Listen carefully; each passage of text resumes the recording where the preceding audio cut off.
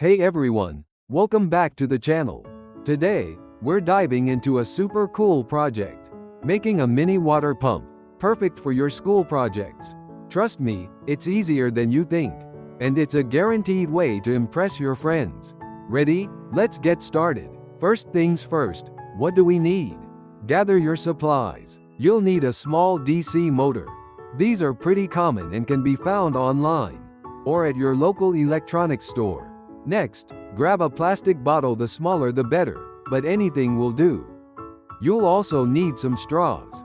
These are the secret sauce of our pump. Then, find some tape, a hot glue gun with adult supervision, a battery and some wires. Finally, you will also need a small piece of tubing. That's it. Now, let's get building. Okay, step 1. Let's get our motor ready. Attach the wires to the motor terminals. Make sure the connections are secure with tape or glue.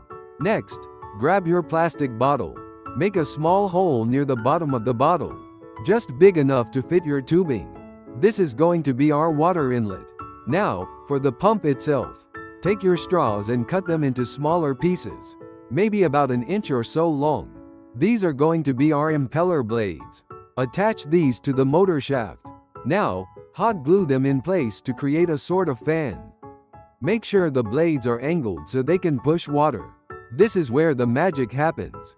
Be careful with the hot glue, and always have an adult help. Next step, place the motor inside the bottle, with the impeller blades near the hole. Put the tubing through the hole and attach it to the bottle.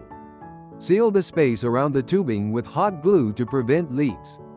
Then, close the bottle, making sure the motor stays in place. You can use tape to hold it in place if needed. Almost done. Now, connect the wires from the motor to the battery.